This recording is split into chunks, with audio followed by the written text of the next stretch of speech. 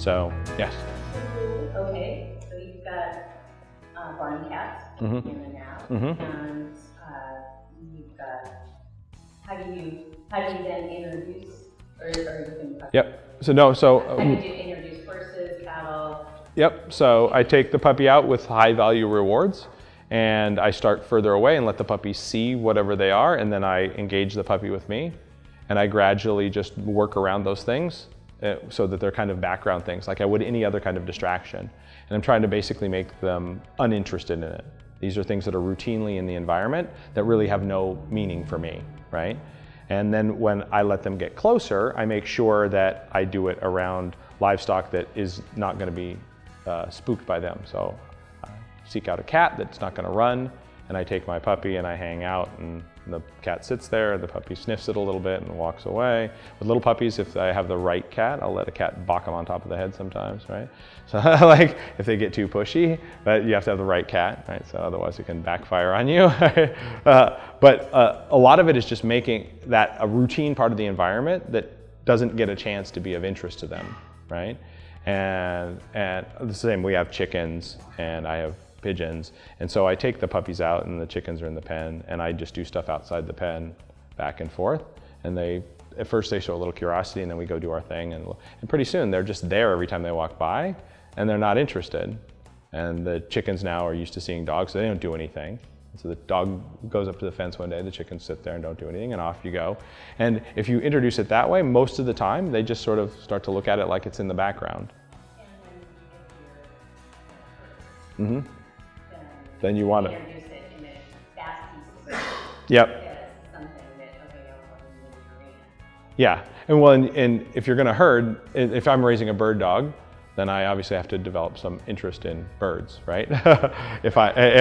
So then there are people there that are deliberately trying to create an interest in birds, because these dogs are going to have to hunt for them, sniff for them, they have to look for them, flush them, point them, retrieve them, whatever it's going to be. So in that case, most bird dogs, if you left them in the yard and a bird landed in the yard, they're going to go try to get the bird, right? Because you've encouraged that behavior. Now they can learn not to like leave my chickens alone and you go hunt birds in this context, but I'm going to have to be much more careful with that because I have to foster some interest in that. And if I just go out and correct them for looking at my chickens or chasing my chickens, then I might inhibit them from doing their future job.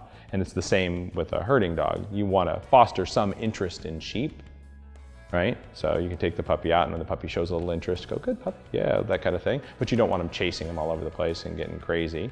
And then you can give it a context as you go forward, right? But I would, instead of making them completely disinterested, right? So a lot of my older Malinois, I discouraged from paying any attention to animals of any kind.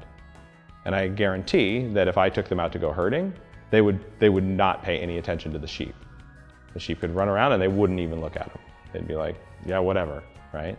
Because I encourage that to very intensely. Like, no, like I don't want you, animals are not for you. Just pretend they're not there.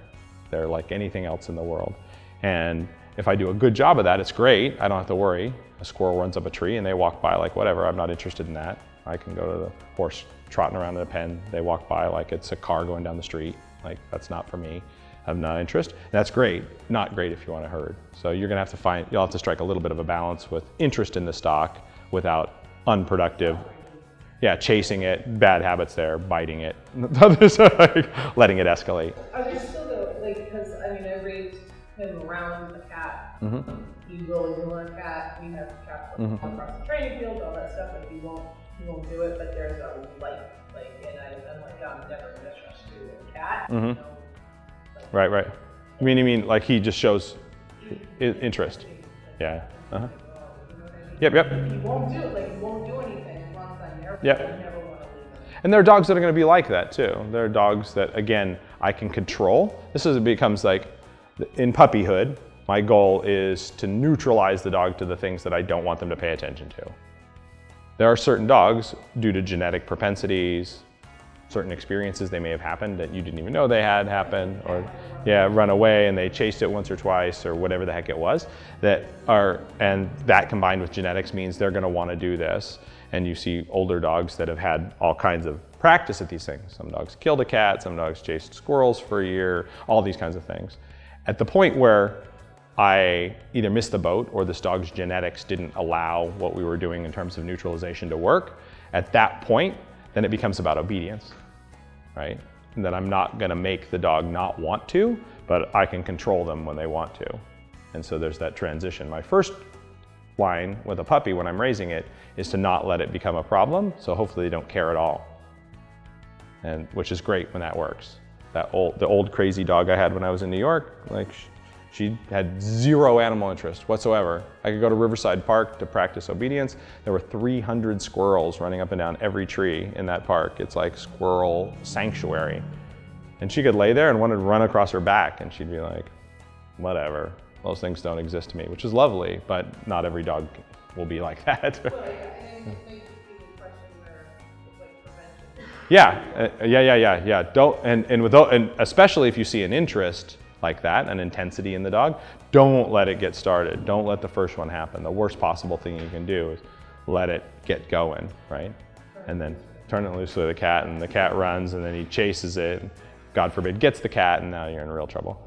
I was just wondering if, say, you were neutralizing chickens and stuff like that, could that carry over into other areas that dogs It's- don't generalize that well? It tends to be somewhat specific up to a point, right? And so most of the dogs that once I've got them not paying attention to our chickens and not paying attention to the pigeons and things at the house, then they don't show interest in the wild birds around either. Like we have wild turkey that come into the yard and they just kind of walk by them like, oh well, and they just cruise in. I can let the dogs out and they'll run right past the turkeys like they're not there. And so there can be some generalization. Other dogs, it's going to be very specific. They won't chase their cat, but they'll chase every other cat they see, right? And you have to work at that. Or they won't chase birds, but they'll happily chase a deer, right? And so how much of that you're going to have to do in different environments and with different kinds of settings and animals is going to be dog dependent again. Depends on the dog. We're making shirts.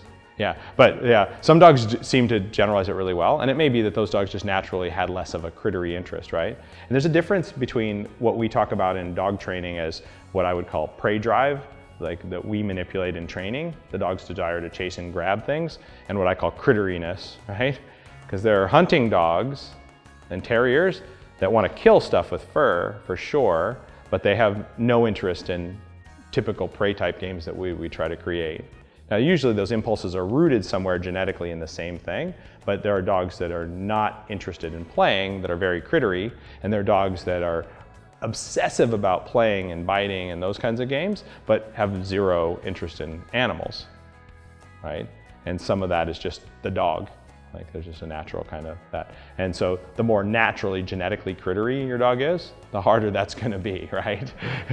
And there are some dogs that are really, really crittery naturally, like that for sure. And now they've made, barn hunt is a popular activity, right? Teach your dog to chase critters. So if you happen to go to crittery one, they now have an outlet, an acceptable outlet for their energies. But for people that are doing search and rescue, or if you're doing tracking, or all kinds of things, animal interest is horrible. Like, it's just a giant pain in the neck. Yeah. And so people that are out doing wilderness search and rescue, and avalanche rescue, and any of that kind of stuff, and tracking especially, dog wants to put its nose down every gopher hole and squirrel hole out there, like, yeah, that stuff. And so I discourage all of it, it's just easier. But there are people that like some aspects of it as well. I know people that live in the country and they say, I like the fact that my dog chases stuff out of the yard, right? But if you accept that, then you have to accept the fact that the dog might want to chase something when you don't want him to chase it too. And so it's a compromise.